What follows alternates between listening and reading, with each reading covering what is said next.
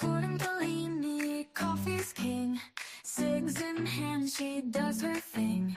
Maggie's got the jokes we know. Together we are ready for the show. Chats on fire, the crowd goes wild. Maggie's quips just drive me wild. Leanie's love for Java steams. We're living out our crazy dreams on a Leanie, life's no lie. Sip that coffee, watch time fly.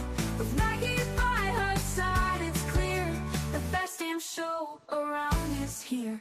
Subscriptions climbing, views so high. Leanie's truth, it makes us cry. Maggie's got that wit so quick. We're tuning daily for our fix. Community that stands so strong. Laughing, chatting all day long.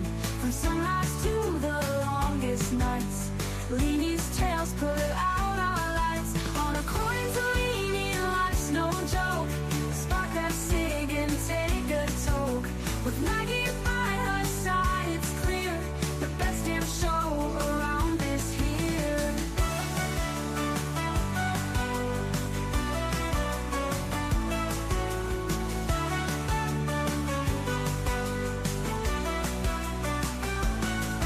Subscriptions climbing, views so high. Leanie's truth, it makes us cry. With Maggie by her side, it's clear the best damn show is always near. On a Leanie, life's no loud.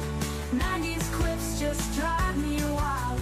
Leanie's love for Java steams. We're living out our crazy dreams. On a Leanie, life's no lie. Sip that coffee, watch time fly. With Maggie by her side, it's clear the best damn show around is here. Best damn show is always here. The best damn show is always near.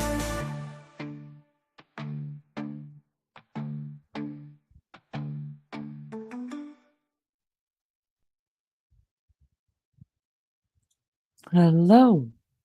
Hello, hello, hello. Hi, Maggie, darling.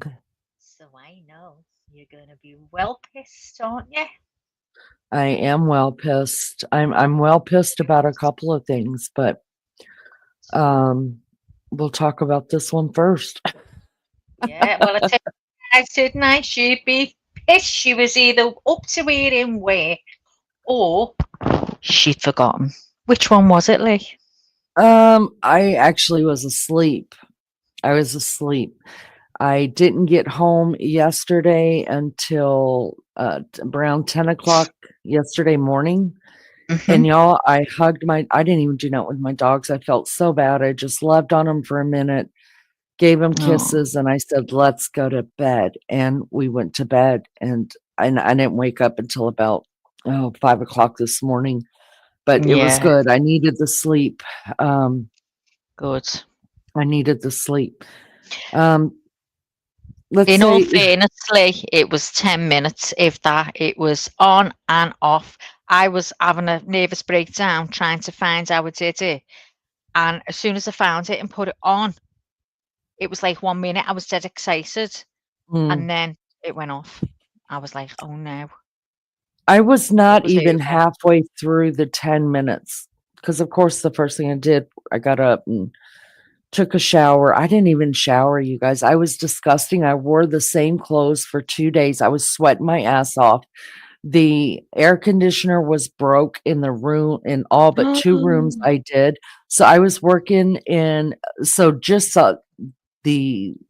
the hallways were 90 degrees. So imagine what it was in the apartments.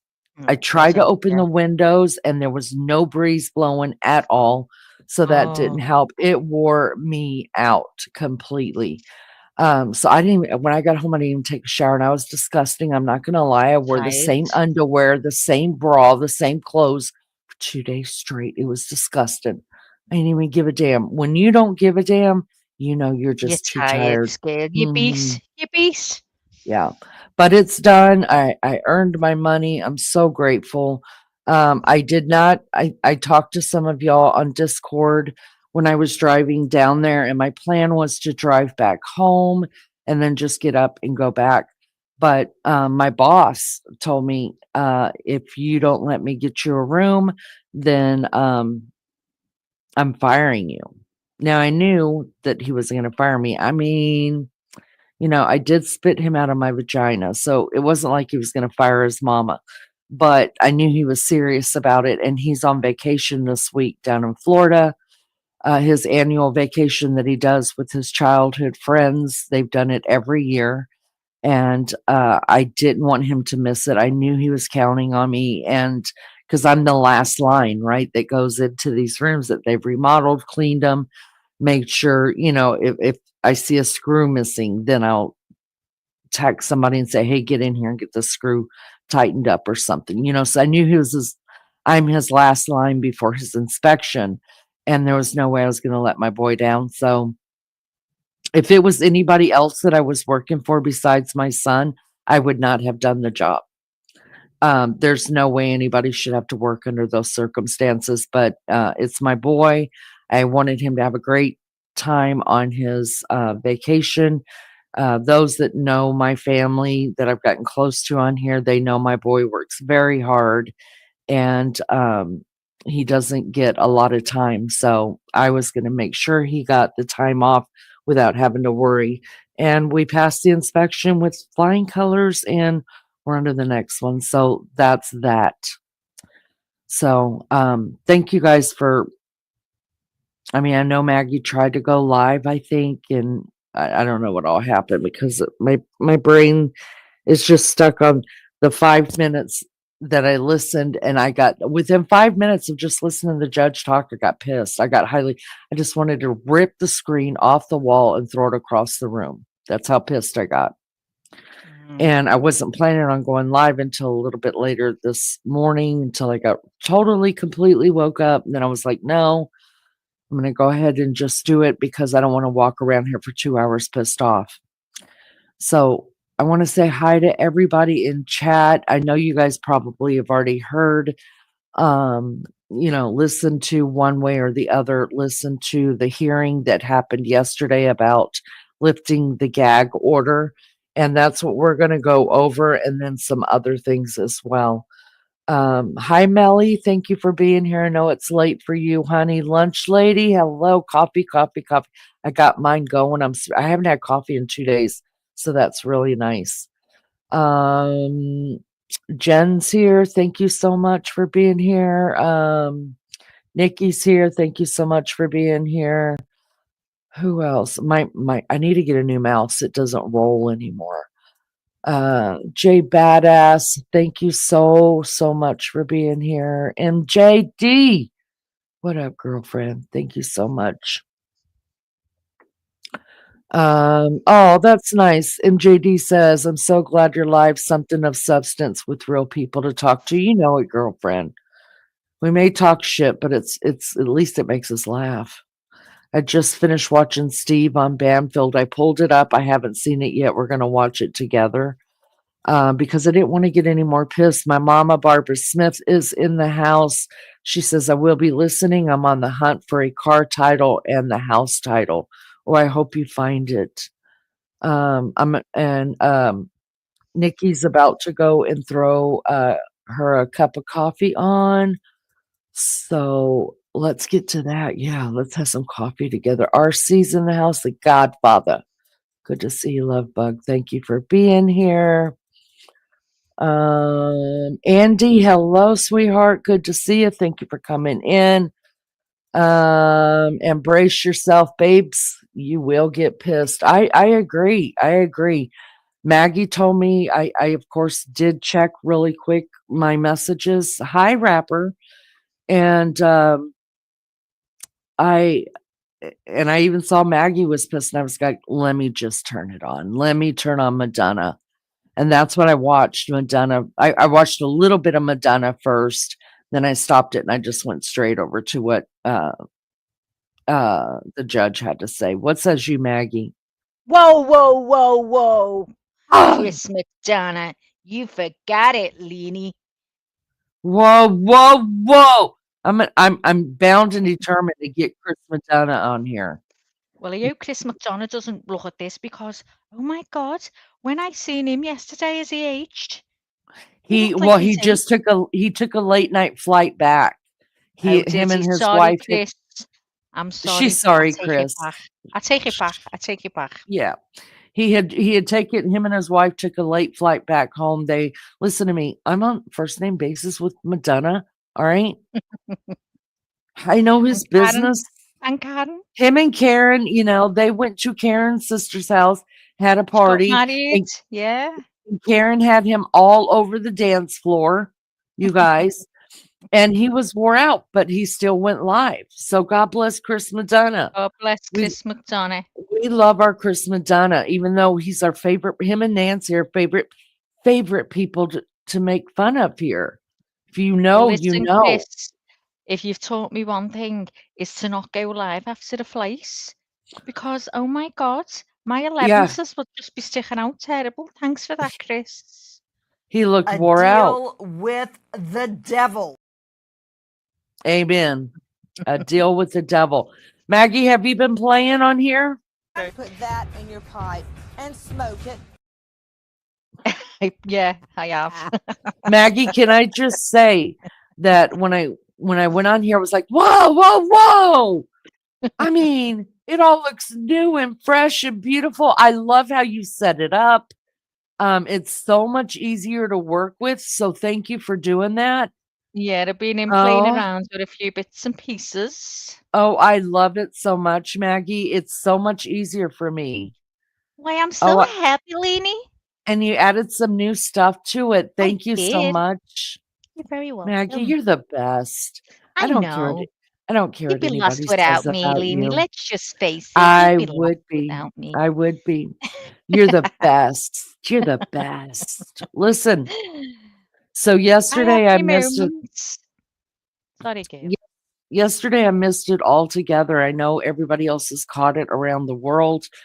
The media filed with the courts. Several media entities filed that it is against First Amendment rights to have these documents, have this case still sealed.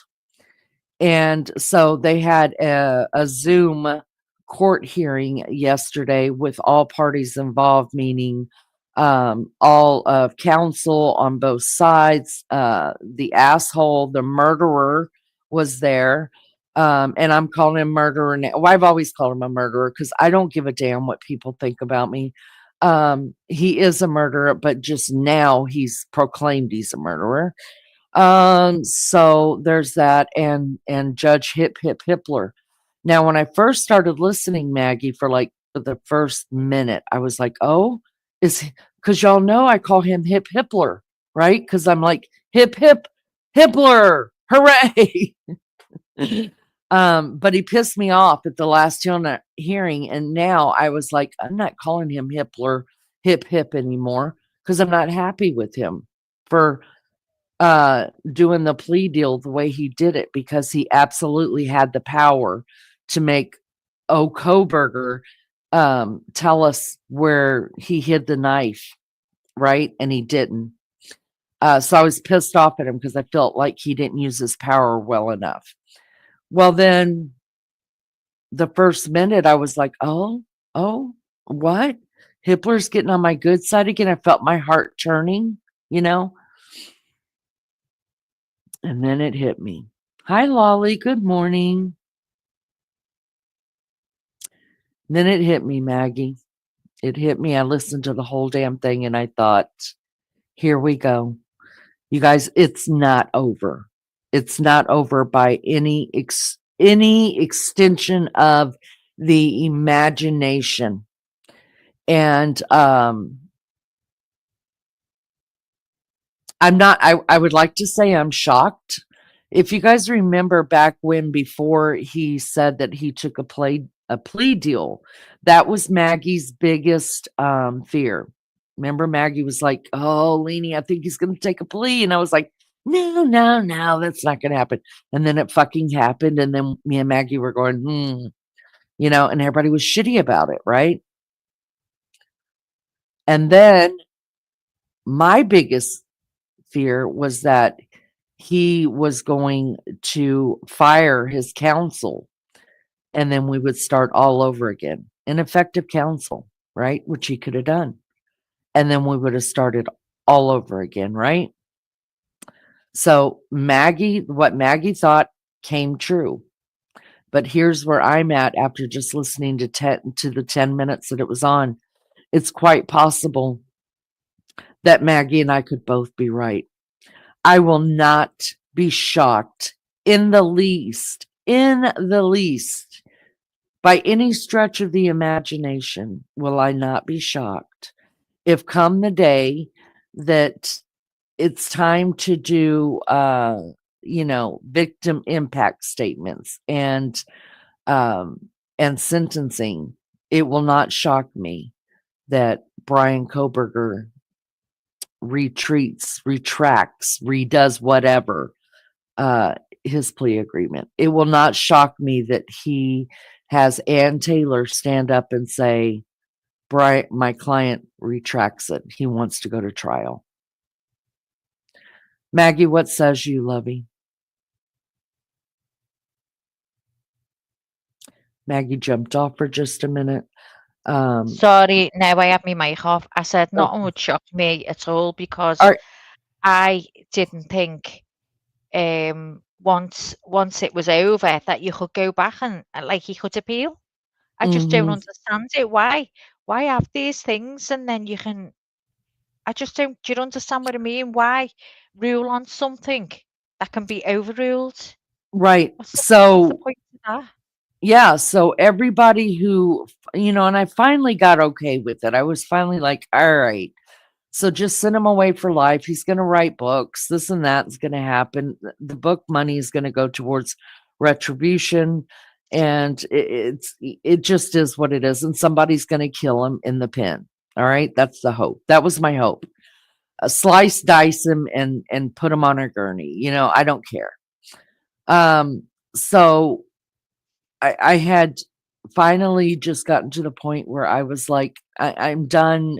I'm done feeling anything about this. I don't want to see his face anymore, and I don't want to hear his name anymore. And then this happens yesterday.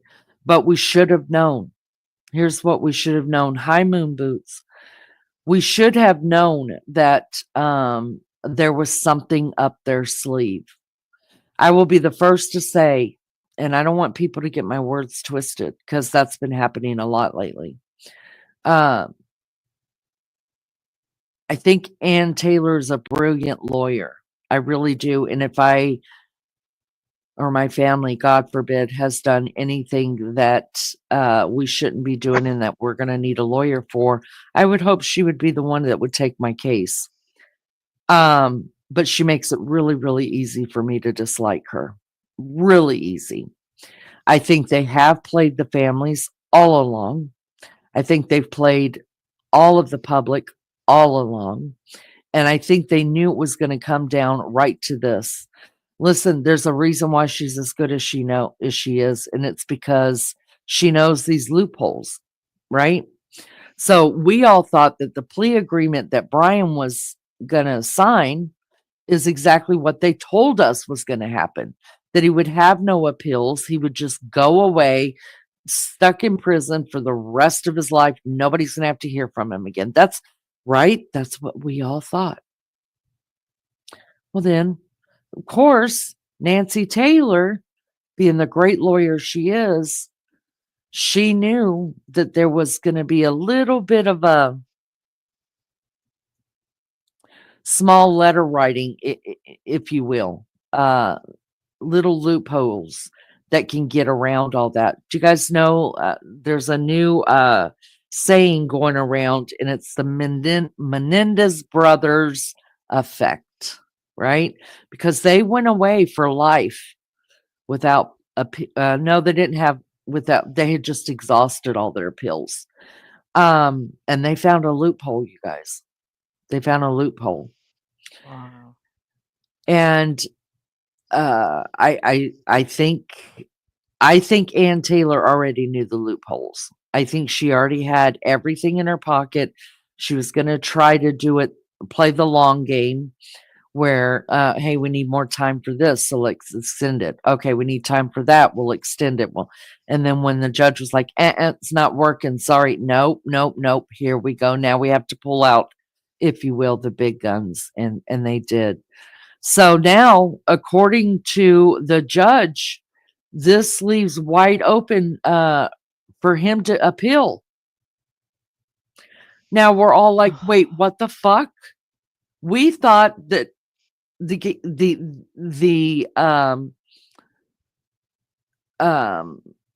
plea deal says that he will admit to being the murderer of these 4 students and admit to burglary, and he would exhaust all. He would just walk away from the appeals. Well, obviously, there's something in there that we haven't seen, and nothing is done, really. Nothing is done until he's been sentenced, right? So that's why I was not happy with the sentencing being put off for 2 weeks, because anything can happen in 2 weeks. Anything can happen within 24 hours. But 2 weeks gives a lot to happen to. I will not be shocked, you guys, if the day of sentencing, he stands up and says, or his attorney does and says, "Now we'll go ahead. We're going to go ahead and go to jury." It wouldn't surprise me in the least. Now, I've got a couple things I want to pull up that'll make you understand it. Listen, because I'm not a lawyer. That's been well put out there. I'm not a lawyer. I'm probably not qualified to speak on this. I'm not an investigator. I'm not this Max Smith. So, we're going to talk to Madonna, who's absolutely qualified. And we're gonna listen to him. We're gonna listen to Steve Goncalves, and then also for those that did not listen to the court Zoom meeting yesterday, we're gonna listen to that as well. I hope you guys will stick around for it. RC, I have to put this up. What RC says. Listen, when you're right, and you're right. And I call it that you're right.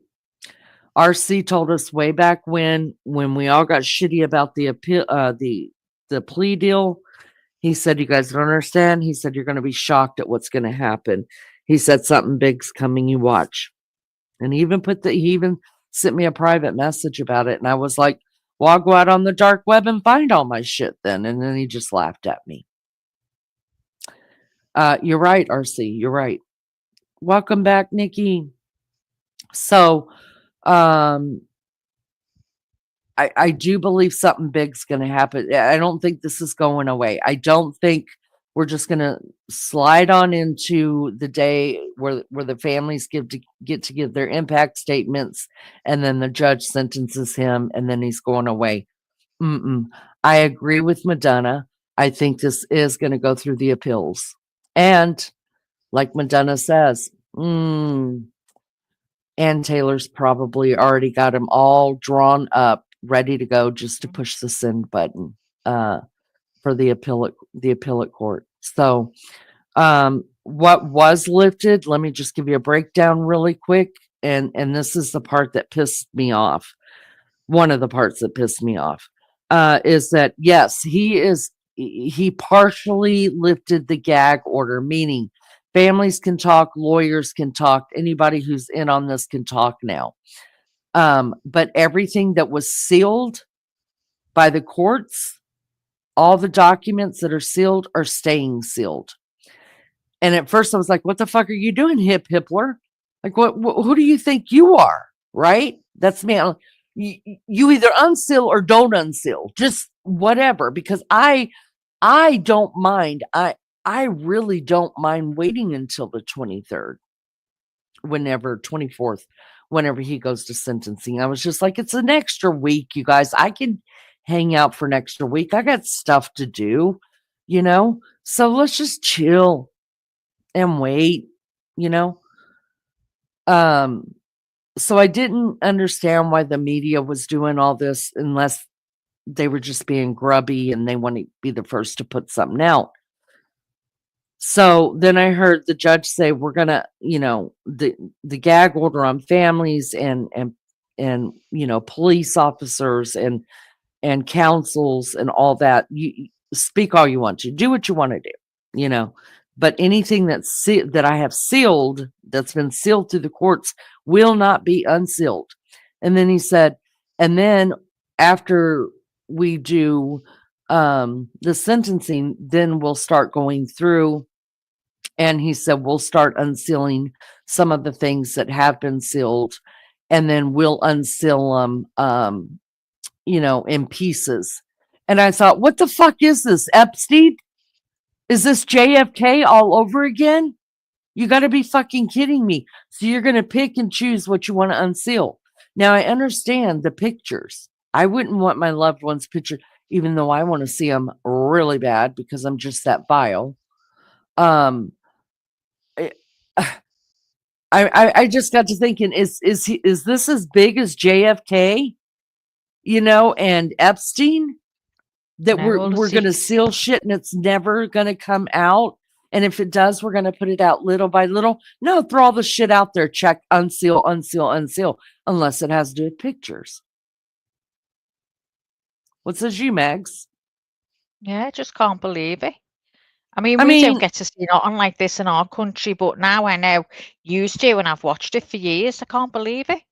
yeah, this is just what makes him so special that we're protecting him? What makes him so special? Protect the I think it's victims. because he was so Keep protective, so keep so the so victims' nice to pictures put Ripley away. when he But don't stood up protect and he what was so happened to nice. them. I would want you guys to know what that fucker did to me or my family members.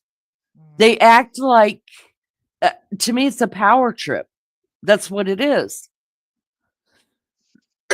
Nikki says, I'm just over here working Like out. he's And got the judge right where he wants him. yeah, MJ says, I'm sure he's already working on his appeal. Agreed. Wicked is back. Goodbye, Rapper. Be sweet.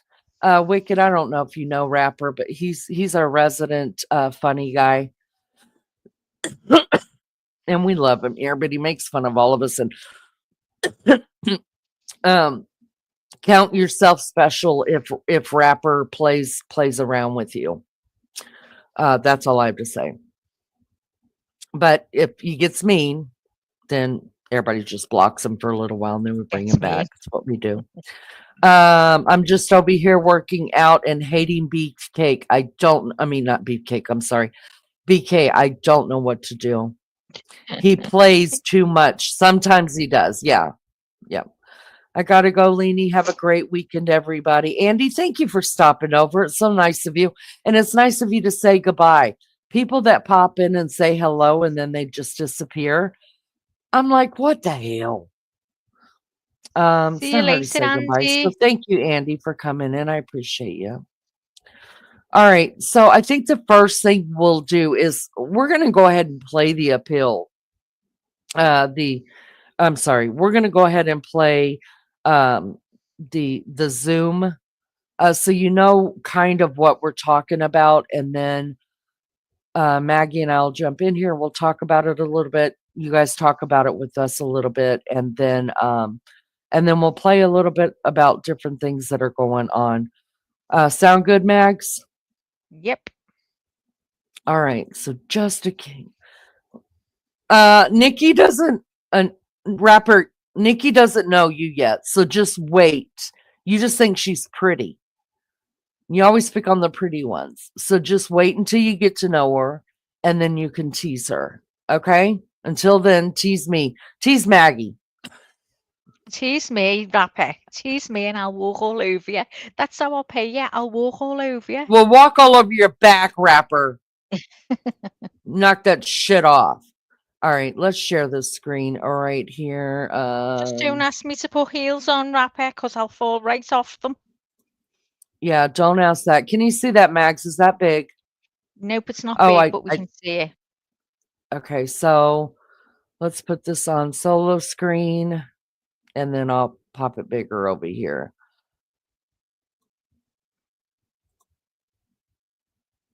All right, this is only 14 minutes long.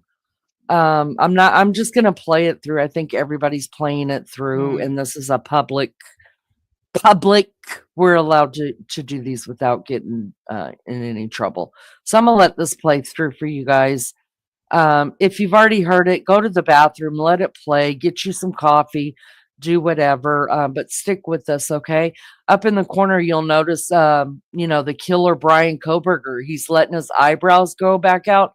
The last time we seen him in court, his eyebrows were actually dyed. If you notice, you could barely see them. They were almost as white as mine. They blended in well with his skin. But now we're able to see that they're growing back out, you guys, and they're dark again. How Mary nice. Jane Joe says what I was. I can't stand when he goes Yeah. every 5 minutes. I feel like I'm fucking getting out with you. Fucking hell. Sorry, guys, for swearing. All right, watch your myself ears, right guys, now. because I've got this on boost. So watch your ears, and then you can just turn it up. I don't want to shock everybody. Fucking Brian, I hate looking at him. I just want to, you know what? First, I want to do is I want to grab his nose from behind and pull it all the way up. Y'all just don't know the things that I've learned in fighting. Anyways, here we go. Hurwitz and Ms. Jennings.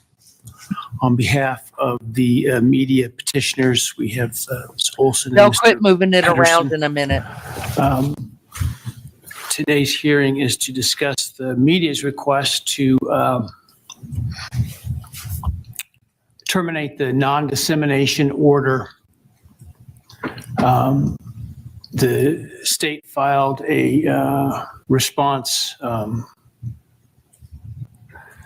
indicating it was no longer objecting to that, and the defense did file an objection indicating that they do have a continued objection to lifting the non-dissemination order. I've read the briefs that have been provided by the parties, and I'm going to attempt to shortcut things here a little bit by asking whether the defense, who is the objecting party, has anything additional to add beyond what it had in its briefing before. I don't know that I need to hear from, frankly, the petitioner. I think the briefing was adequate, so let me just start with Ms. Taylor to see if there's anything else she wants to add. Your Honor, there is not, but if there's further argument, Ms. Barlow will be making that argument on behalf of the defense. All right. And to be fair, Ms. Olson, was there anything you felt was important to add that was not contained within your briefing? Your Honor, we would just briefly say in response to the defendant's brief, we certainly understand the expressed concern about the media coverage of their client. We don't think continuing the non-dissemination order helps that at all. It simply continues to limit the ability of the members of the press to reach out to the people who know the most about the case. It doesn't obligate them to say anything. We also understand that they expressed that there was a due process right related to the sentencing. I read the case that they submitted.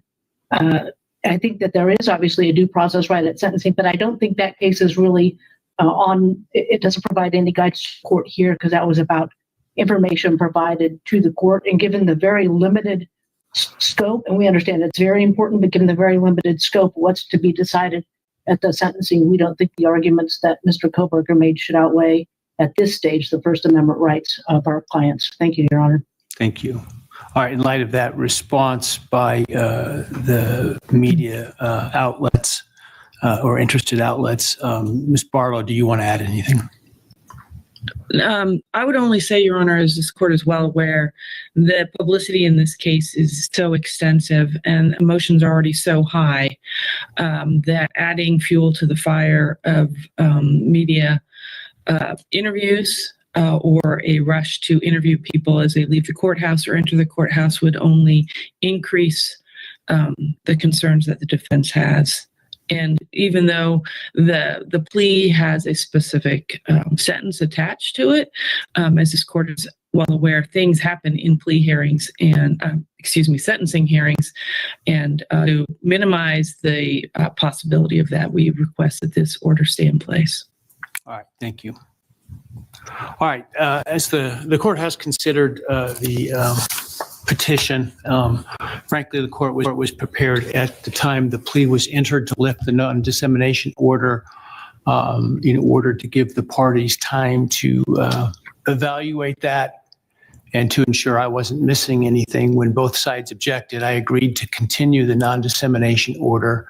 I also indicated that I would have the potential to look at that again before sentencing, because frankly, I anticipated the motion from somebody, in this case, the Ms. Olson and her clients, was likely to be coming.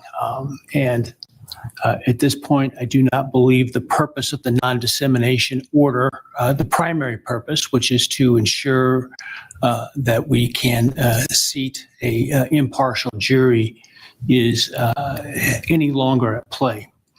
The concerns identified by the defendant, while certainly not to minimize those, they are concerns and they are significant concerns. I do not think, however, the non-dissemination order and the right of the public to information is outweighed or outweighs those rights, I should say. And frankly, I don't think that lifting the non-dissemination order will meaningfully impact those concerns. I mean, the media frenzy, as it has been described, will continue regardless. It is a little bit like water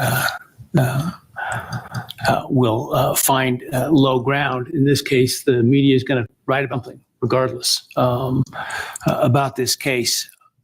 The lifting the non-dissemination order does not require the counsel or others who were previously bound by it to speak. And the state has indicated that they intend to until after the sentencing. And certainly I would hope that the media interests would respect those positions and give people the space that they need and request. In terms of, for example, the defendant's family and others going at the sentencing, we intend to have, as we did before, appropriate security measures in place to ensure that they, as well as the victims, are allowed to get in and out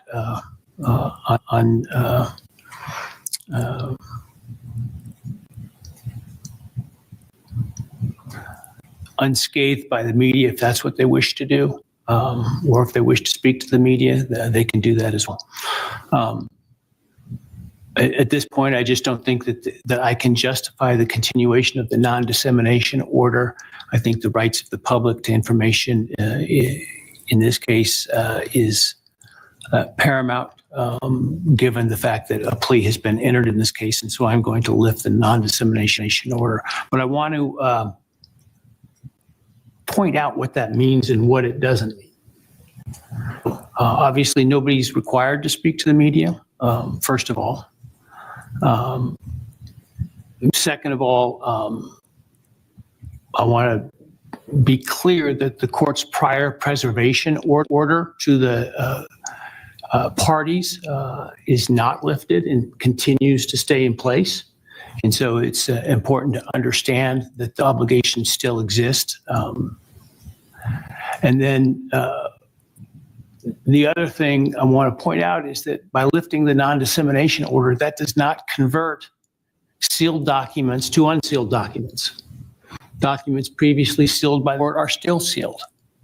Now, I see the media also filed a petition to be heard to unseal everything. I'm denying that outright.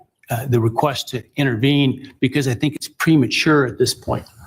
So the court will its intent is to, after sentencing, begin the process of reviewing all the sealed material in this case to determine what should be unsealed and what should not be unsealed. That process will include an opportunity for counsel to register any objections to unsealing documents, specific documents, and request to redact certain sealed documents before they are unsealed, or unseal them in a redacted form. I intend to do that in groupings of documents at a time. As I sit here now, my thought is I'm going to start from newest to oldest, because those are the ones that I have the most working knowledge of as to the reason for the sealing of the documents, as well as the content of those documents. And so I think I can get through those more quickly. As we move backward in time, it's going to take further, more extensive review by the court to figure out, to obviously review the content of those documents, listen to the hearings, et cetera, and determine why they were sealed and whether that rationale still is necessary, or that rationale still requires the documents to maintain that sealed status. And so before everybody gets out their pen and paper and sends in public records requests, understand those will be denied for sealed records until they are unsealed. And that process is going to take time. And I'm not talking days, I'm probably not talking weeks for that to be accomplished. So I hope people understand patience will be required to get through that, as I'm going to have to review those myself to make those decisions. Now, we may be able to speed things up if neither party objects to groupings of documents or specific documents being unsealed. But it's important to review those, because those documents may include information that, pursuant to Rule 32, are not to be made public, including birth dates, social securities, information about minors and victims, and information that would be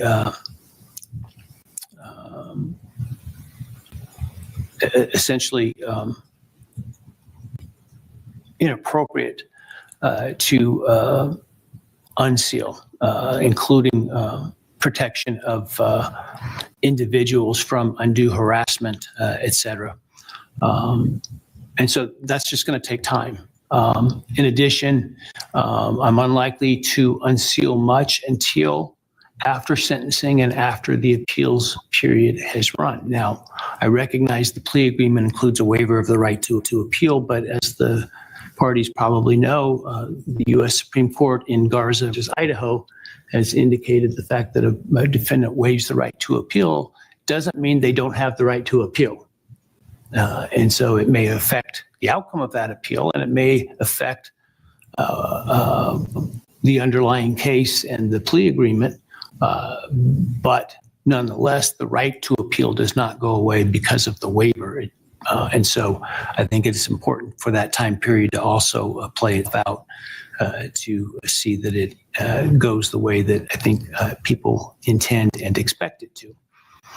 And so I will be entering an order in the next week or so outlining the process for the review of the sealed records. And counsel will need to maintain a presence in the case in order to review those materials as they are proposed to be unsealed by the court. Because the timeline that I will likely give you will not be, I suspect, extensive as for each group of records. So I might give you 14 days, for example, to provide a response as to a group of, a dozen or a couple dozen records at a time. So just sort of heads up and fair play with respect to that. Any questions by the parties about the ruling today? Not from the state, Your Honor. Thank you. No questions from the defense. Thank you. Solson, do you have any questions? I don't, Your Honor. I wasn't certain if I was included within the parties. I would just say I think that the court's proposed manner of moving forward on the sealed records will likely largely address our interests, and we appreciate the court setting that out in this hearing today. Yeah. If certain records after review maintain their sealed status, it would be at that point that I would entertain requests for me to consider that more formally and to have a voice in that. But I think until I've gone through that process, it's premature, which is why I don't intend to take up your motion, your more recent filed motion at this time. So, Thank you, Your Honor. We appreciate that. all right. And with that, then we are adjourned. Thank you. I'll see you next week. Thank you, Your Honor. All right. There you go. That's what was that's what the filing was yesterday, or the listen, that is what the hearing was about yesterday, and that was done over Zoom, obviously. Maggie, what says you? Do you have anything to say? I mean, I feel like I have said everything I need to say about how I feel about that. Me too. I think he's just gonna. He sounds like he's digging his heels into me, and he's determined to hold it out for as long as he can. I think. Do you think that maybe, and chat as well? Do you think maybe he's digging his heels in because he knows what's coming? He knows that there's going to be appeals. That he knows Ann Taylor. I mean, he has to. I mean, he's from Idaho. He knows her. How she runs things, what kind of a lawyer she is. Yeah, Could that be it? I mean, he will know, but I think wouldn't that make you more so? I mean, I don't know the law, Lee. I haven't got a clue of our law, never mind yours. But I'm just thinking, why? It's like I don't know. Maybe I'm just reading it wrong. It's like he's protecting him so much, as much as he can. It's from getting it out there. I mean, would that make any difference if all knowledge was out there? Would that go against any appeal? Do you know what I'm saying? Yeah, I just don't know. I just really don't know unless he thinks that a jury trial is coming. That's the only thing that I can think of. Like Nikki said, she also believes that he's going to fire if he fires all of his counsel, this could start over. Now, if he signs, he's got Ann Taylor on his side. But the deal is, though, is that if he signs, if Brian Kohberger does, well, he's already signed the plea deal, right? He's signed a plea deal. And obviously they have, like Judge Hippler says, just because he signed the plea deal that says that he has waived all of his rights to appeal doesn't mean he can't appeal. Why didn't they tell everybody that to begin with? And why? If that's the case, was it even put in the plea deal? Exactly. If we just got that figured out for us, Bill Thompson knows that. So why did he accept a plea deal? Yeah, they all knew it. It just doesn't make sense. Something's wrong. Something's wrong. Is. Let's go ahead and bring up RC in this really quick. He's got to go to bed in about 5 minutes. I do want to hear his take on it. I don't understand what the point is in putting in a plea deal. You waive all your rights. To me, that's law. That means we don't have to hear from you. We can go. You just need to go away. Nobody wants to hear from you anymore ever again until we hear that somebody has slashed your body all up in prison. I mean, that I took it for what it said. And you guys, we said in the beginning what I was reading when we were going back and forth over all of the PCA. We have to read in between the lines and what they're not saying and what they are saying. Correct? Remember that? Because there was like, the PCA they lied in the PCA. They did this, they did that. No, not. It's like and we're going to go back over it. But if you watch Kathy Malbert, who was the coroner right?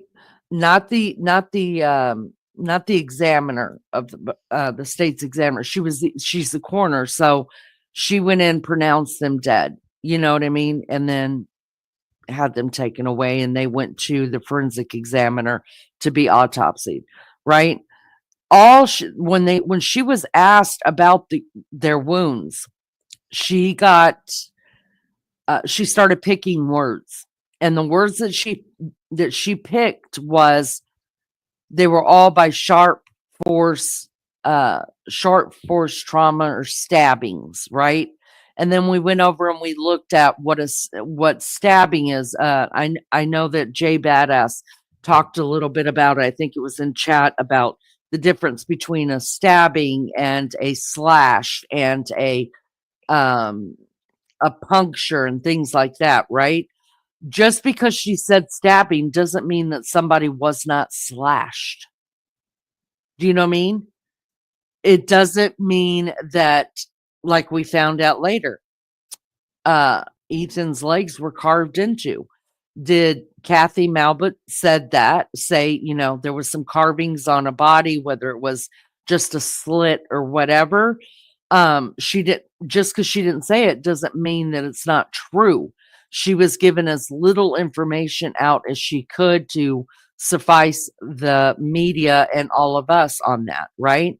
But that doesn't mean that people actually took, and I believe they did, some real cuttings, not just a stab wound.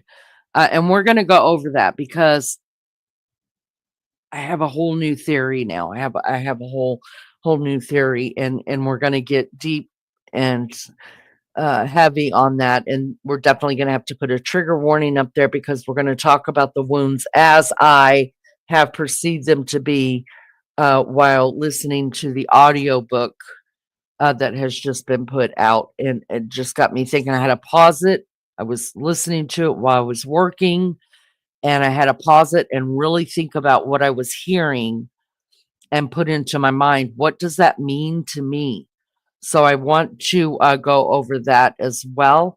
RC,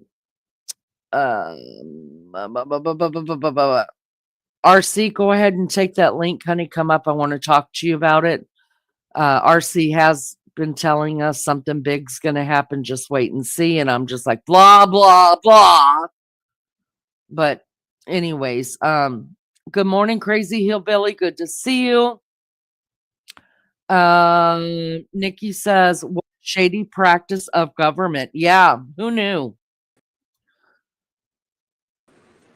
Good morning, RC.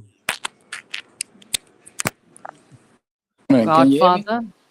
Can hear you, yes. How's it going, ladies? Long time no see here. How's it going with you? I think we're good. We're good. I'm just Hello, dear. Hi, Maggie. How's it going? I'm good. Okay, love. I'm just, I said what I said last time, even though I didn't watch any of it. I wrote that in the chat earlier.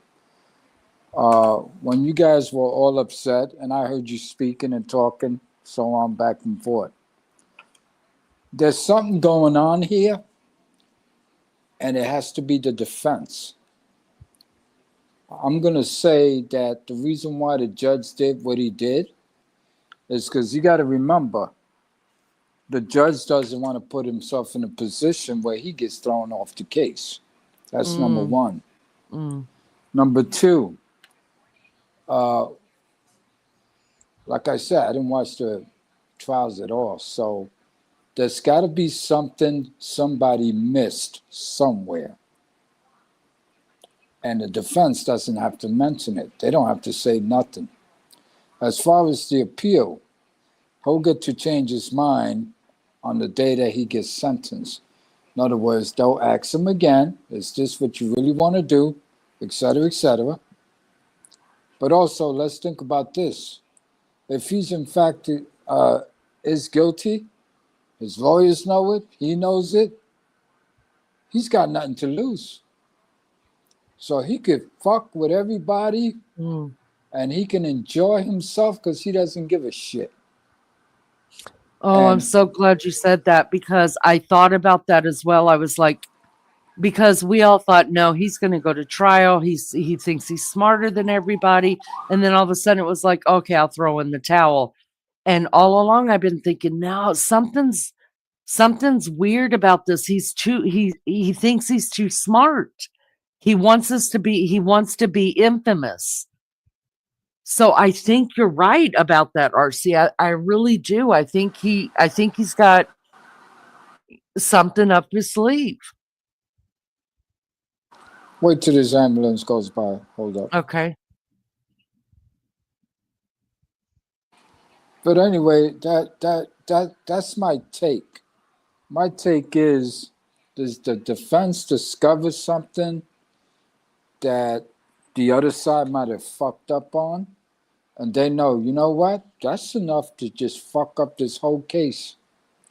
But let's wait to the end. Let's wait till, well, we get up there and the judge says, okay, boom, now you have to, whatever, say what you did, how you did it, et cetera, et cetera.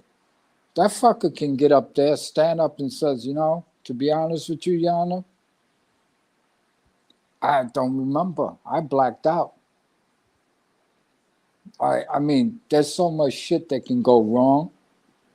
And again, I'm going on the assumption something was missed for a judge to say he can still appeal.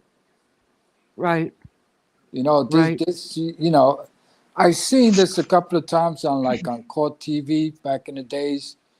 Because when I worked nights, I used to get home, cable. Only thing on was, forensic science, court Right. TV. So I would just, 2 3 hours, I just sit up late and watch this shit. And I seen shit, I seen people get away with murder because of a technicality. And it's sad, but it happens. Mm. So the judge, for me, I think he's being very careful because he doesn't want anybody blaming him for fucking up this case, and then they have to start all over again. And that's possible because we don't know what they're up to. Right. Seriously. And that does make sense. I mean, he's got to cover his ass in his career before anything else. Yeah. Yeah, that makes sense. What says you, Mags? I agree. Yeah, it sounds feasible, doesn't it? I mean, Mhm. it sounds like it could be going that way. I mean, like you've said, nothing's going to surprise me now. Nothing will surprise me at this because I just am in disbelief that this could even happen. That you could get an appeal after taking a plea deal, and that was part of the conditions. There was no appeal, so I just don't know. Yeah. The hope is that maybe what RC is saying is found in the plea deal because I have to believe Bill Thompson. I mean, nobody can understand why he did what he did. But I have to believe that he missed it or something, or he's got something up his sleeve where he just missed it, that in the plea deal, even though he signs a plea deal without the possibility of parole, that he just took it for face value as well. And now he's having to wait a second, backtrack, something's up. Let's go back and read it. You know what I mean? Yeah, because but, I don't know, RC. Maybe you don't know this either. I might have to do some research. Once a prosecutor offers a plea deal and he signs off on it, can the prosecutor retract it? See, that's another scenario, and it's also tricky. We can assume, like the rest of us, why would they make a plea deal? I mean, the fact of the matter is, we're not talking about one death. We're talking about how many? 4. We're talking about 4. So there should be no way in hell that this man is going to get probation any time of, you know what I'm saying? It's not going to happen. So I don't know. Like I said, I didn't watch the trial, so you can answer this for me. Is the death penalty on the table? Do they execute people in that state? I don't know. Yeah, so they absolutely, Idaho is a death penalty state, and that was the thing. Supposedly the plea deal he signed was that he would say he's guilty. I mean, yeah, guilty of the crimes.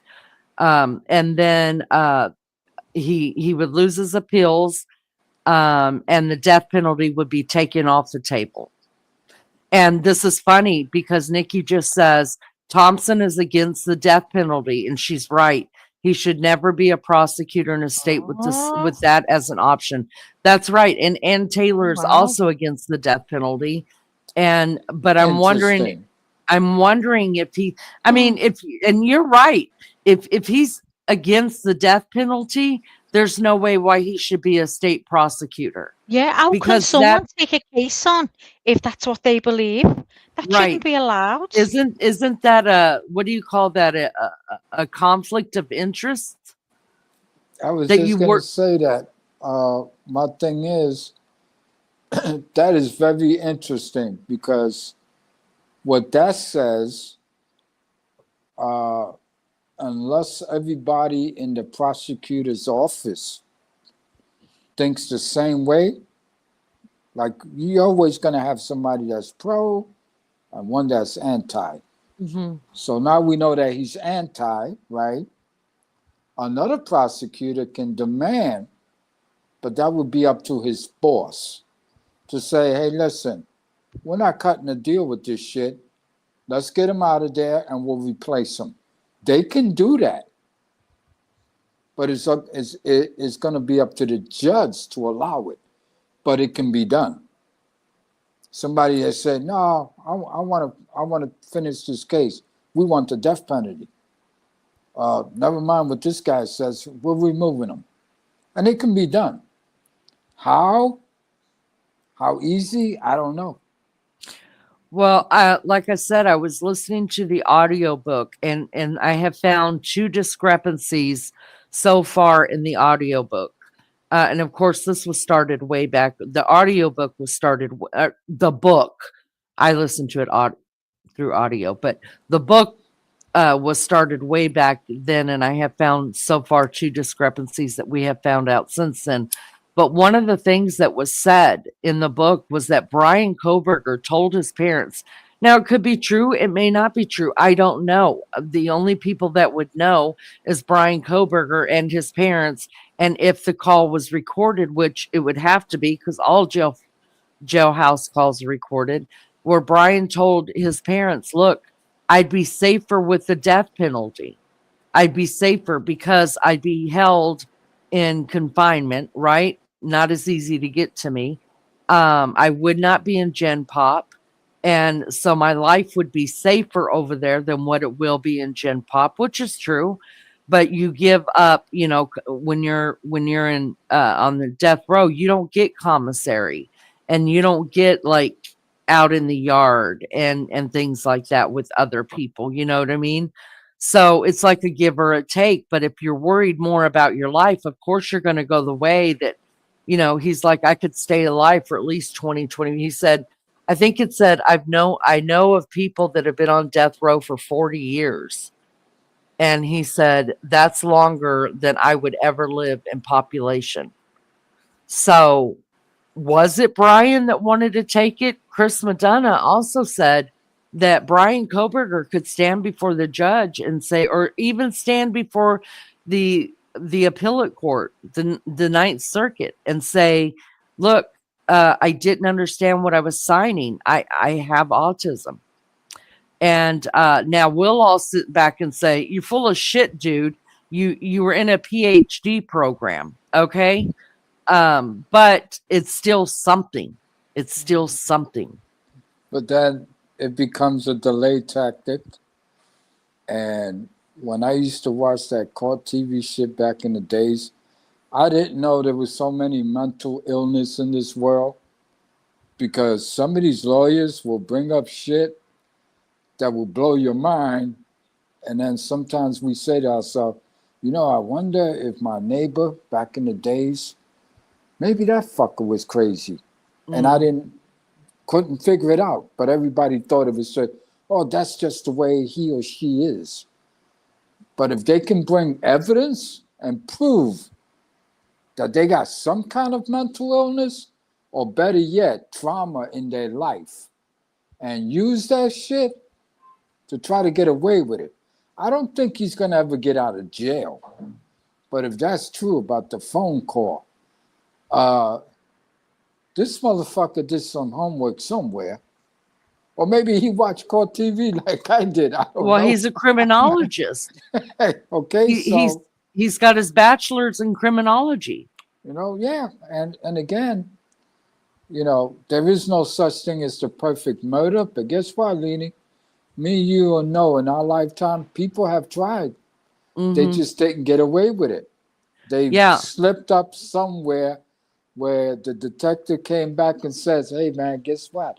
I got your ass now. I got your ass. My mom used to say that, and I never understood it, but my mom used to say that, not that she was a real true crime follower, but, where I come from, there was a lot of violence and a lot of killings and stuff like that where I grew up. And I just remember as a little girl, my mom was saying, there's no such thing as the perfect crime. What it is man's ability to find the inconsistencies. Yep. And guess what? Parents are good with that, especially when they love their kids and care about their kids. You can't pull shit over on your parents unless they allow you to. That's true.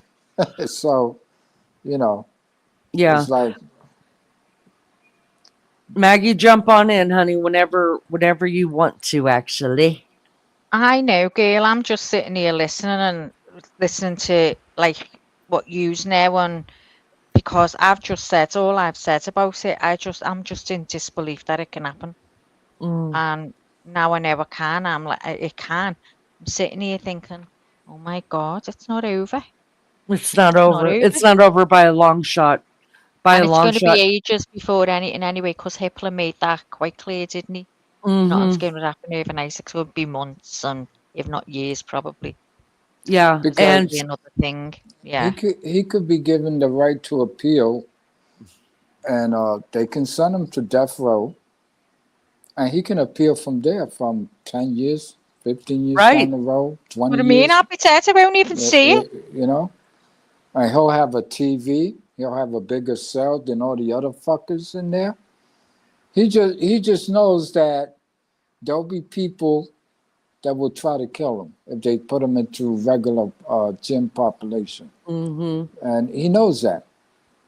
But, and that's where he's going, isn't it, Leni? Not right away. It'll be months before. It'll be months. But he finally will go in there, won't he? Yeah, it'll be months. Even if all this goes through his plan, he signs it, no appeals, no nothing, blah, blah, blah.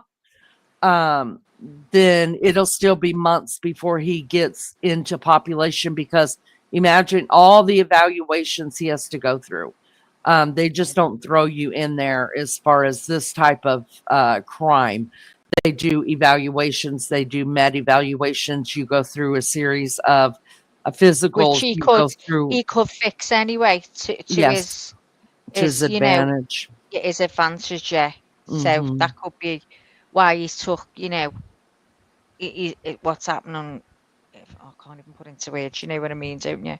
Yeah, he could absolutely fix it, and depending on what kind of even mental doctor they got in there evaluating him, because that'll all start over again.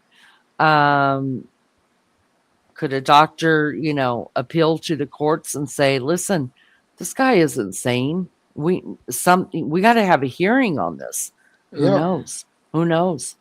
And you know what, Leni? Many years ago, I saw I don't know if it was 48 Hours or 2020 special, but it was talking about murderers being able to get out of jail.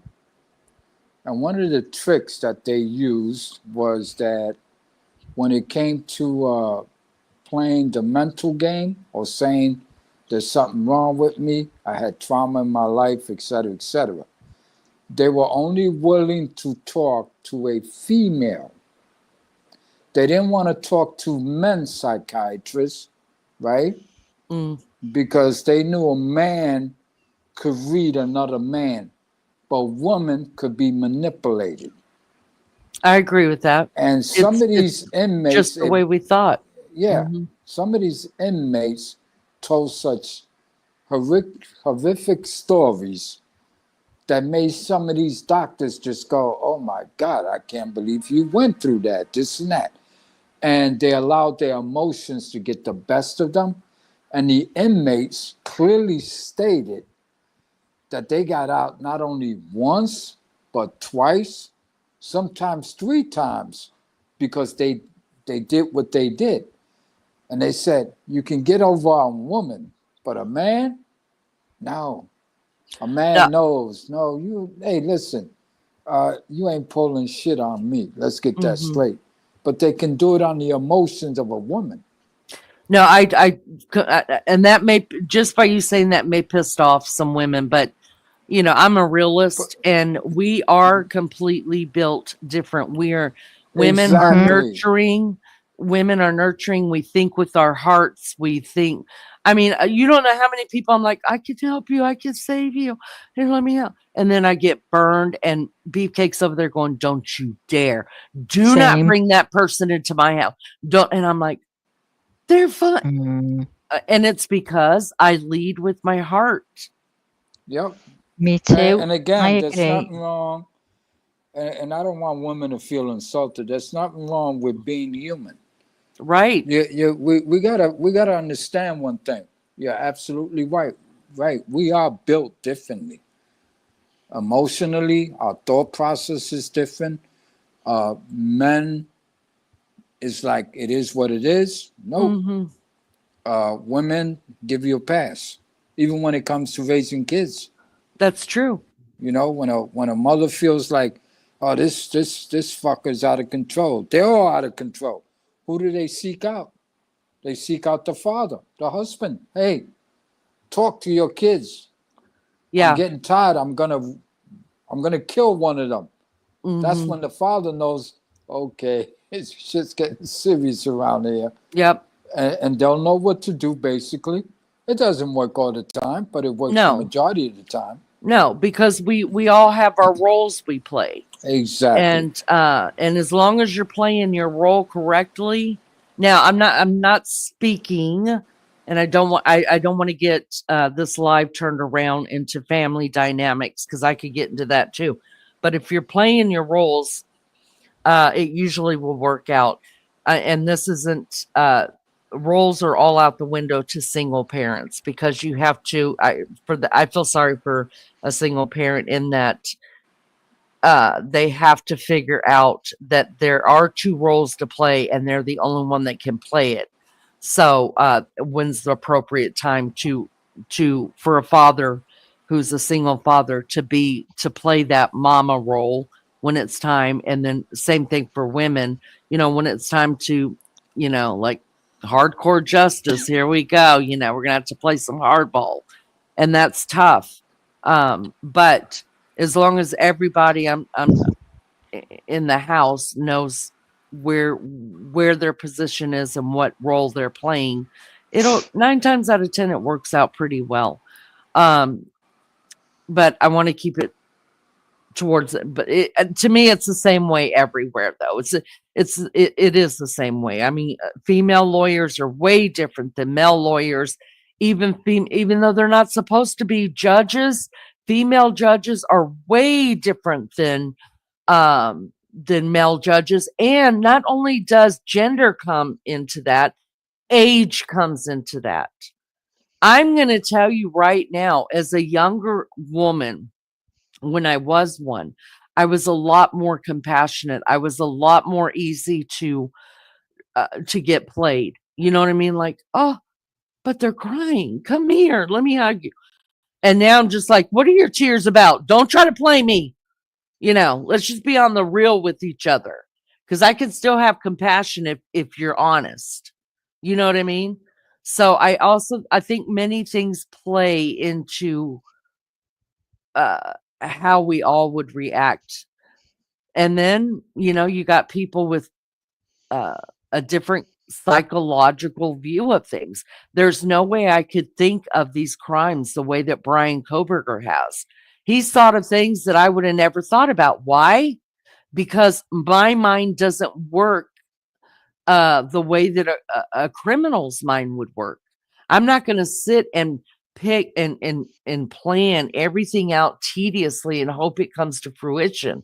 You know what I mean? There are things I wouldn't plan because I don't know to plan for that. You know what I mean? Yep. So Absolutely. you're working with all these different dynamics, and it's insane. It's insane. It is. But no matter how smart you think you are, there's always somebody smarter than you. Always. We could learn so much from just listening to somebody else. And I believe there's a God, and I believe God exposes when he feels it's time. And, sometimes God will let somebody know a lesson. Sometimes the lesson is not just for that one person. It could be for everybody involved. Like I said, it's tricky. If I could tell you some stories out of New York about, are you telling me he's only doing 2 years? 3 years? And the way the court system works, they go from murder and they'll say manslaughter. And then here comes the other one. And it just gets softer and softer as they deal, right? And involuntary. And I'm like, how do you not kill a person not on purpose? It's just the way the law works. We don't like it, but this is how they roll. And it's sad. Yeah. It takes time, it takes money, this and that. And some of these lawyers shouldn't be lawyers, to be honest with you. Some of these prosecutors shouldn't be prosecutors. If you're not going to do your job according to the law, both sides, if you're not going to defend, and you can't be using tricks or the trades, this and that, because they have them. And they're there. That's why I said what I said last month, or whenever I said it. I said, something's coming. I just felt it. I didn't know what it was going to be. But hearing what you played today, I'm going like, wow. The judge was very careful. He spoke very careful, slow and methodically.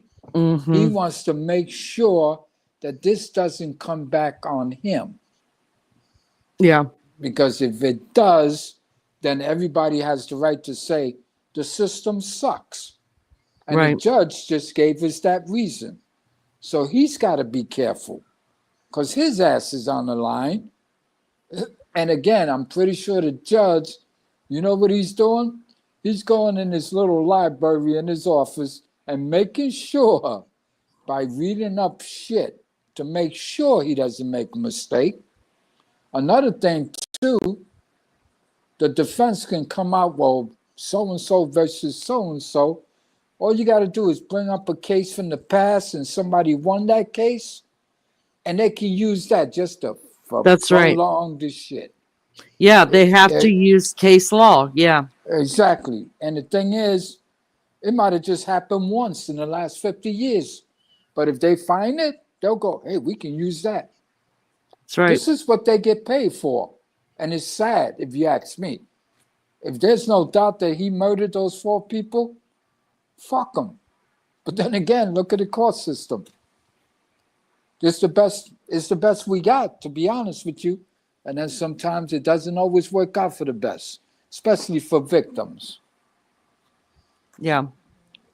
All right. I want you, Maggie, if you don't have anything to add to that, I want to go ahead and bring up the next thing that I have so we can love, move you along bring it here. up. I'm just getting clothes ready to go out, but you just bring it up. I'm fine, Lee. Thanks. Okay. Go ahead, bring it up. I'll mute myself. All right. Let's see.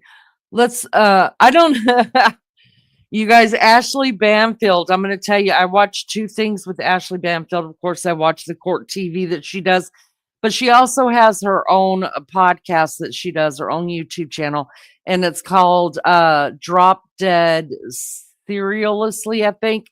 That's the one I like watching because that's when I don't get the scripted Banfield. And I was blown away. I was like, oh, sounds like you're taking a page right out of Leanie Banfield, but go ahead. Anyways, I'm going to go ahead and play this. I'm not going to stop it.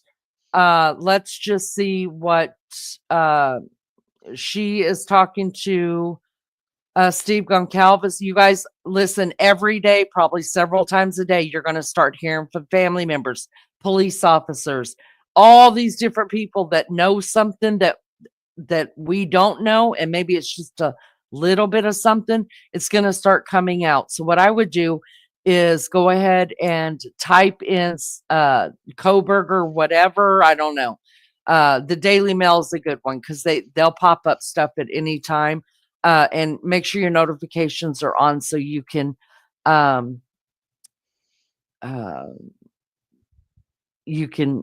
get in on it. Let's look at this. This is let me see what this is. Yeah, okay.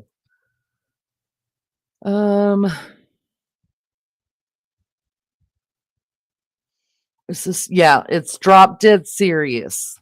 Okay, so I really like this because you get the real Banfield.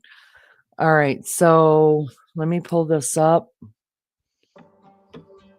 Get rid of. Hey everyone, I'm Ashley Banfield. Stop that. Put her on big. All right. And I'm just going to let this play through as well. I don't think Ashley's going to strike me for anything. Because Ashley and I are on first name basis. I mean, I found out the other night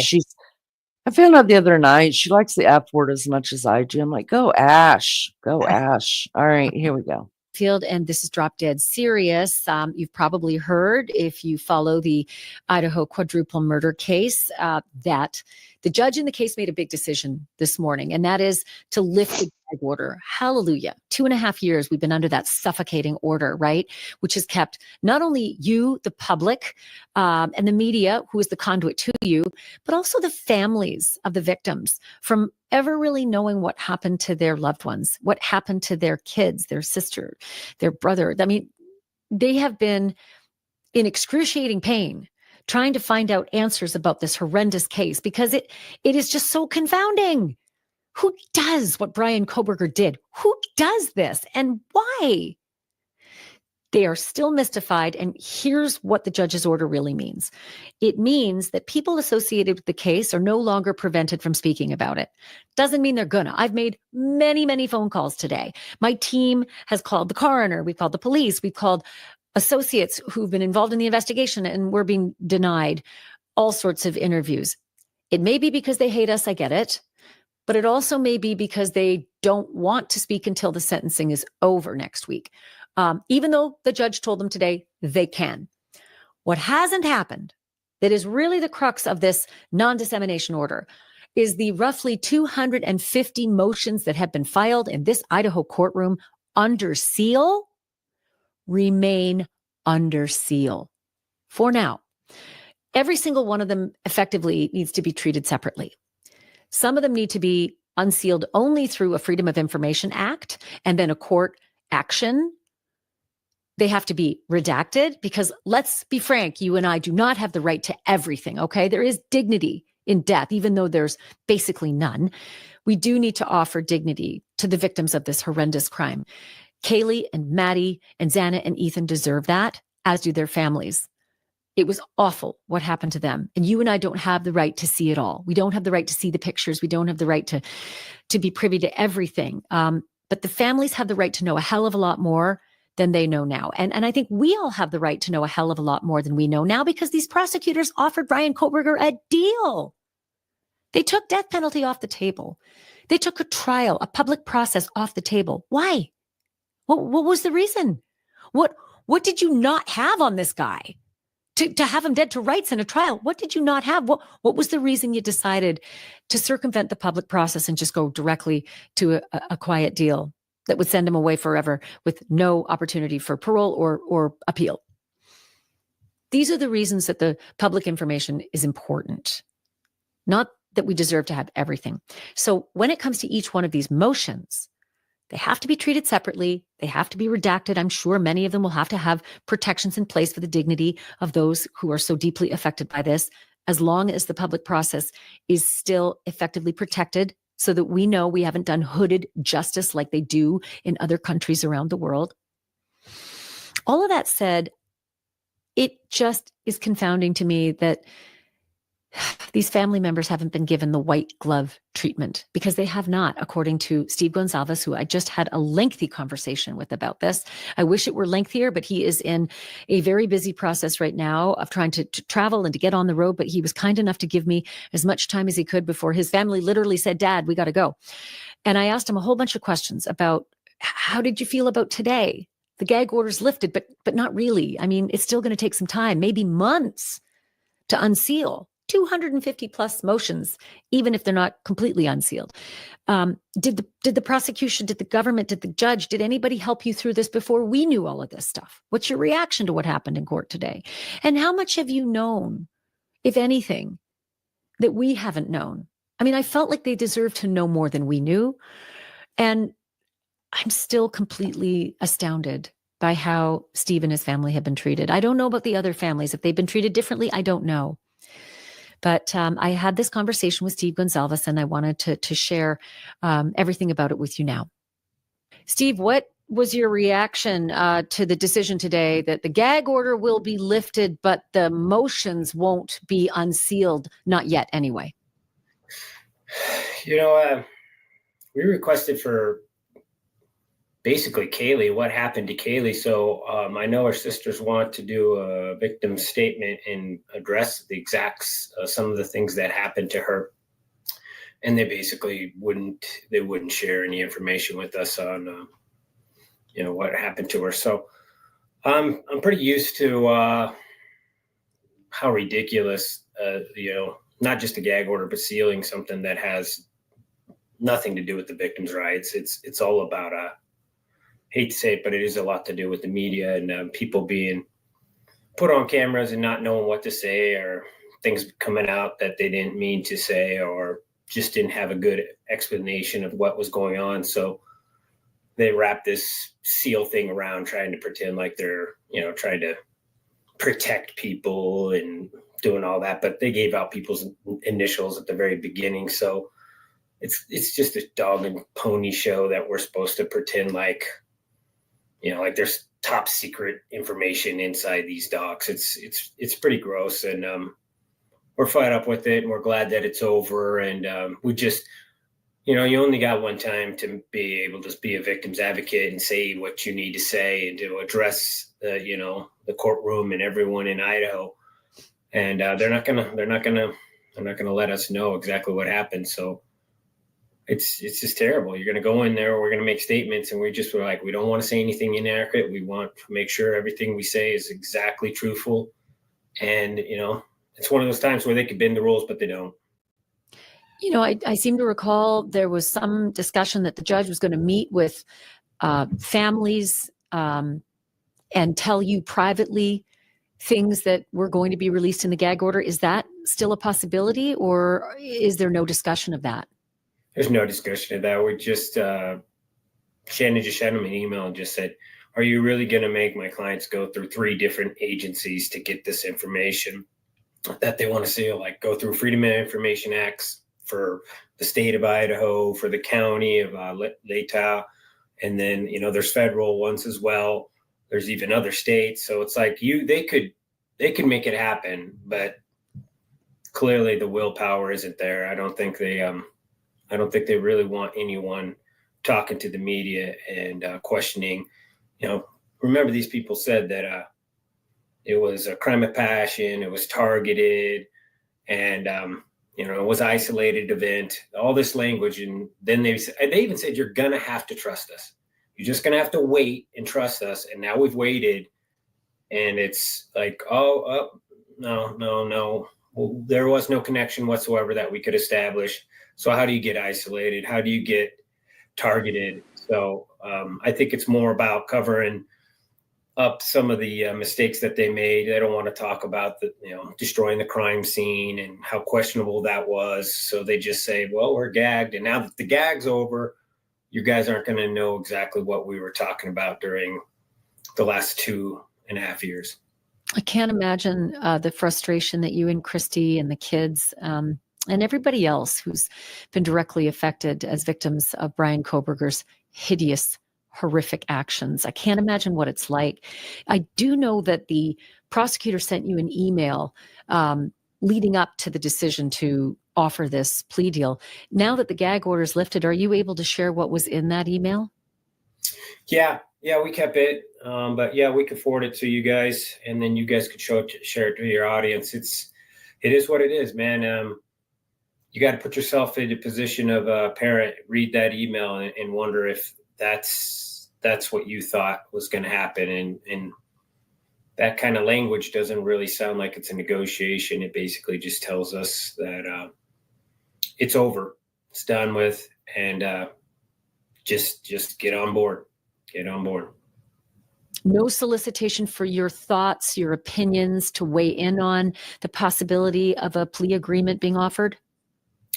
No, it's just basically paperwork. We were asked if we had ever been offered a plea deal or gave one. We said no. He was like, Judge Hippler said, well, you probably should at least, look into that.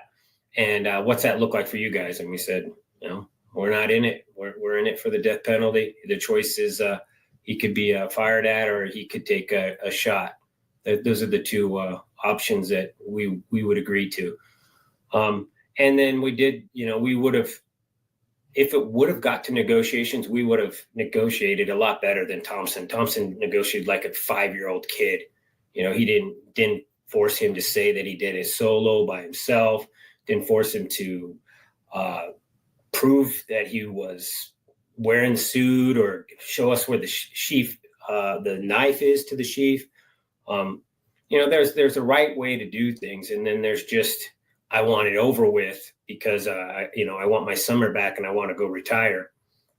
So that's what we got. We got a pitiful effort from an old man who's retiring and doesn't believe in the death penalty and really had no right to even be in that room. And it's a shame that we didn't have any other choices that we could have pushed for. We tried. I mean, I tried to even hire a prosecutor. I would have paid to have my daughter in a separate case with our own prosecutor that we paid for, and not even made Idaho pay one penny. And it would have turned out differently. Which leads me to another question. There are still civil avenues open to you, a wrongful death suit against Brian Kohberger. Do you and your attorney, Shannon Gray, plan to mount any kind of action after this, or are you done? I think a lot of their strategy for this sealing and gagging was because they were afraid of the civil actions. But those are mostly have to be brought up within 2 years. And it's hard to bring something up that you're not been able to even look at. Like, we don't even know who made the decision and what was all done. So I think this was a strategy for them to cover up their tails and the university's ass. And, there's 2 huge universities there. One, they literally sent the students back saying it was an isolated, targeted event. And literally the murderer was hired by one of the universities and was literally in a position of power, who had already harassed girls. And they hadn't even taken those investigation seriously. So yeah, there was a lot, people need to look back when he was fired. He was fired on the 19th. That's the exact same day that the police said that the FBI told them that Brian was a suspect. It's kind of more than suspicious that, WSU fired him that exact same day while he was out on the, back in Pennsylvania. They fired him. So obviously they heard about what was going on, and it was cover their tails. And that's why we have all this sealed stuff, and we're still fighting for the information to come out when it's just 4 kids that got killed in their bed. You know, there's no top secret information here. There's no national security. It's literally people thinking that they don't work for us anymore, guys. They think that we are lucky to be in that courtroom, and they're like a form of royal bloodlines, and they sit there in that courtroom and they tell us how it goes, and how dare us question them, and how dare us know what's going on, and question what they're doing. And I appreciate the media because, it's one thing an angry dad saying that. It's a different thing for, ex-prosecutors to get on your guys' station and say, this is questionable. Why'd they tear the house down? There's literally the 1112 video is referencing sounds in that house. So, it could easily be that a jury wanted to reproduce what those sounds would have sounded like on that camera. And they couldn't do that once the house was torn down. Was there any contact made or any overture at all from prosecutor's office, the victim's rights advocate that's supposed to be associated with you, about the process going forward now in order to find out more information? Have they at least guided you? Will you have a better shot at getting information than someone like me? No, they don't like us. They don't like the fact that we question their authority. They don't like the fact that we talk to you guys right now. So I don't think they'll help us at all. They'll try to make it as most difficult as possible because we bring a huge spotlight. If we're gonna read it, we're gonna explain it to people how we understand it. And I don't think they want that attention. And that's probably why most of them have already retired. So I don't think we're gonna get any help. We don't have a victim's advocate. She's bound by the rules of that court. So if the judge tells her to shut her mouth and don't talk about it, there's an open investigation of the leak, and she's a part of that team. She can't talk to us. We brought up the leak in court January 13th. Gray accused that office of leaking the information. And ever since then, we've been able to prove that we knew about the sheaf and the DNA, CODIS hit, all that stuff before. And you think if there's an investigation, why hasn't anyone ever called us and asked us where we heard it? So there's no investigation going on. They're lying to Hitler if they're telling him there's an investigation. There's no investigation going on because the first person who told you that there was leaks and proved to you by telling you what they've heard, that eventually becomes part of your case. The sheep, we knew about the sheep before it was. We knew about the white car before they released it. They never came and asked us who told us that information. They didn't even try. So who was it? Oh, I would never. I'm not going to give that information out. I really respect the people that actually reached out and tried to help us. They're awesome mothers and fathers, and they cared about their community, and they wanted to make sure that this was done the right way. And we did know some stuff, but I respect all those people, and I would never give out their information. They're all safe. Every person I've ever talked to. It makes perfect sense. You got a loyalty to those who loved you and cared for you throughout this horrible process. In the interim, I kept thinking along the way there would be things that that we don't know, and that you were sworn to secrecy because of the gag order or any other reasons. Is there information now that I haven't known and the rest of us haven't known up until today?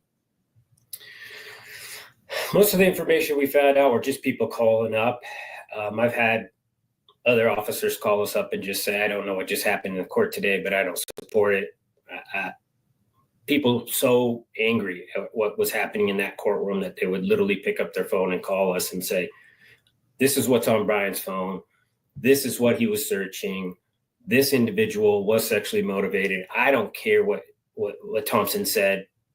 They've got a plan for him. They've got a job role for that man. And it's not every day that you get somebody who wants to be a police officer, is dying to be a police officer, is literally talking to them every single day about how he was going to be a police officer. It's not every day you get a master's degree in criminology that is going to go into prison, and they're going to leverage that. That's what they're interested in. They're not interested in him being locked up in 23 hours of solitaire where he's not going to be able to have any influence. They want him to go in there and actually have influence and work with them. and be a resource for crime fighting in the future? Yeah.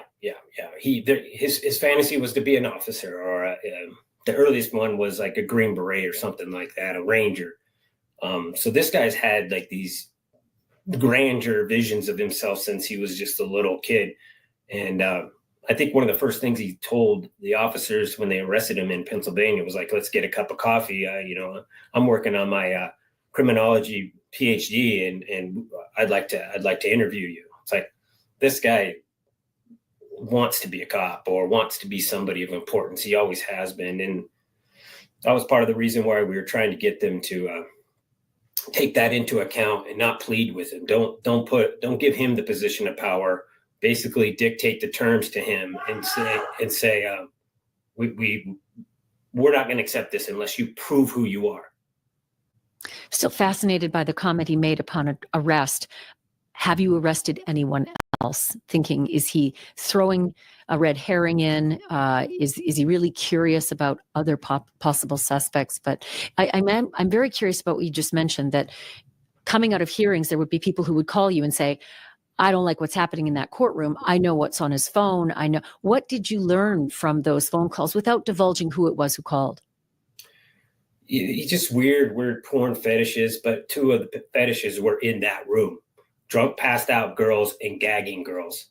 And those are two things that were part of that crime scene. For Thompson to say that there was no sexual assault, of course there wasn't. He didn't have enough time. Somebody came up there. But why are you defending somebody who just killed 4 people? Why are you not even making him stand in the courtroom and admit that he killed 4 people? I mean, it's upside down world sometimes when you go in those court systems and they're literally, "Oh, you've been so respectful. You can sit down when you plead guilty, with a yes and no answer." So we're just glad to be done with it. We're glad to move on. When you said drunk, passed out girls, gagging girls, was there something that happened at the crime scene involving gagging that you heard? Yeah. That's what we've heard. That's why we want to get all these facts straight. So we don't want to have a statement that isn't accurate. But when you have a prosecution that just is okay with covering everything up and not telling you what's going on, it's hard to be accurate. And they've criticized us for not being accurate on certain things. And it's because we're not getting the facts. Parents shouldn't have to beg to know what happened to their kid the last 24 hours of their life. We figured out everything that we could. We got the grub truck video before they did. We got the white car. We got the 112 surveillance even before they got it. We were the ones that tell them to go to these cameras and pull them off. I'm sure they already were going to do that anyway, but we got it before they did. So they were just concerned that, they weren't in control and we knew too much stuff. And did someone with the investigation describe that Kaylee or Maddie was gagged during this horrible crime?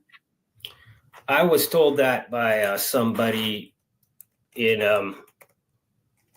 I can give that out. That was Babbitt. That was Babbitt who gave that information. What did she say? There was some damage to her. There was some damage around her mouth right here, like somebody had pressed in and tried to keep her quiet. She'd been hit multiple times in her head, and her skull was damaged. We gotta go. So, all right, they're telling me I gotta go, so we gotta fly. We gotta fly out of here. Understandable. And just for our viewers, Kathy Babbitt is the coroner, so she has spoken with you about these details. Steve, I'm so sorry that you're going through this. I say it every time, and I mean it every time. I wish you and Christy and the kids peace, and I'm very appreciative that you took this time to speak with us. So obviously,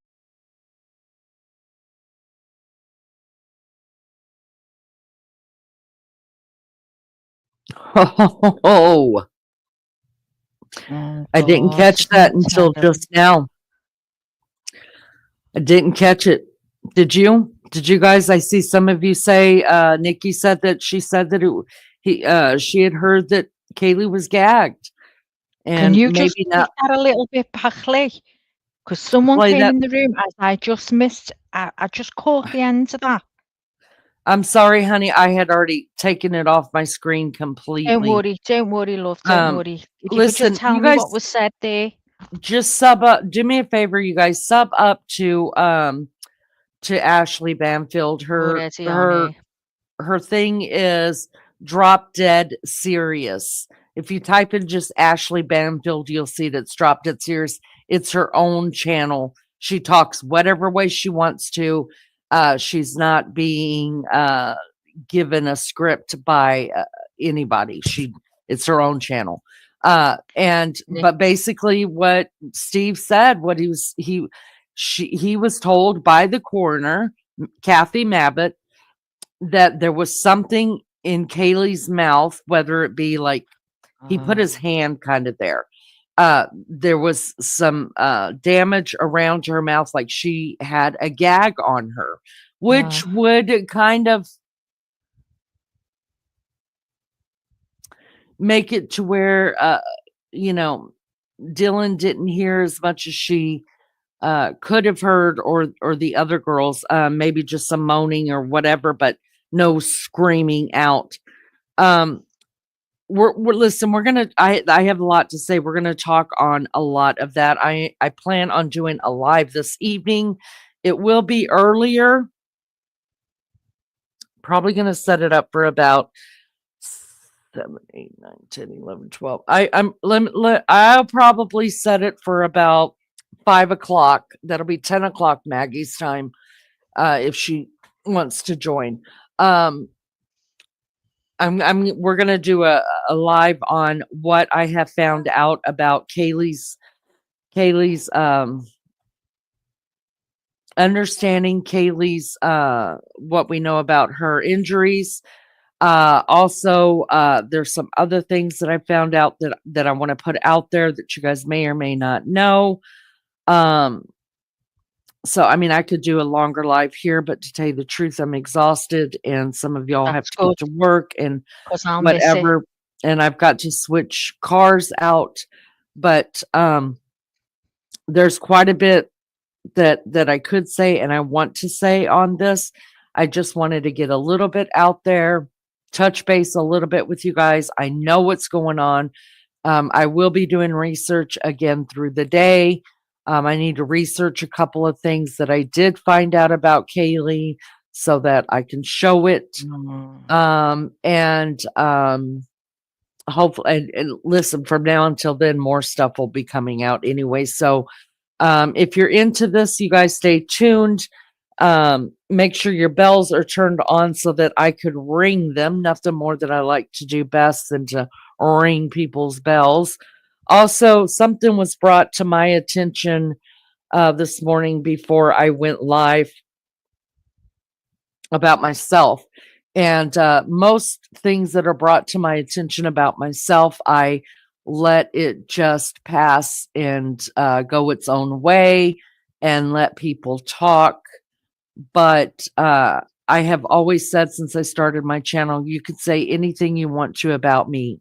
I don't care whether it's true, whether it's false, whether you make something up, just make it up good. Make it really, really good if you're going to make something up about me. Good or bad, just make it up really, really good so it's interesting, right? But when you talk about any member of my family, yeah, that's when I'm coming out swinging. I have a lot to say on what I've heard. I will protect whoever is the one that sent me proof, not just thought that it happened, but proof it happened. I will not be giving up anybody who has told me anything, because believe you me, they don't need it. But I will be addressing that. That will be a bonus live. Will not be done during the Kohberger live. I'm going to do a little bit of digging for that stuff as well. And I have quite a bit to say about that. And then I'll be done with it again. Hopefully this person, after I have a discussion on my channel about it, they'll shut the fuck up. Cause I'm not your girl. I'm not the girl you want to fuck with. I'm going to tell you that right now. When it comes to my family, you do not want to fuck with me in any sort of way, because you would not be the first door that I show up to. I haven't been arrested for doing it yet, but I don't mind being arrested, you see, because I don't have a record. I don't even have a misdemeanor. I have shit. I will be in and out of jail in 4 hours, smoking a cigarette, laughing at your ass. Okay. So I will show up. I don't play games and I don't make threats that I can't keep. I do make promises though. And if I tell you something, I mean what I say and I say what I mean. So don't fuck with my family. You can say anything you want to about me. I don't care. I don't care. But I absolutely will not um let anybody even use one of my family members' names or anything you think you've heard or you're not allowed to talk about them. They're not on here. You're not allowed to talk about them. So I am going to handle that situation. It'll be handled right and it'll be handled fast, quick, hard, deep, and continuously until I feel like I have got my point across, and I will. So I'm a little shitty about that, and I will handle that. That will be coming sometime today too, probably in a later live. So tune in if you choose to tune in. If not, I'll sit great. fucking I get self. to miss it. I'll sit here and talk to my fucking self because I guarantee you it'll get to the people it needs to go to because we have just enough sitting in the bushes at all times to make sure it goes where it needs to go.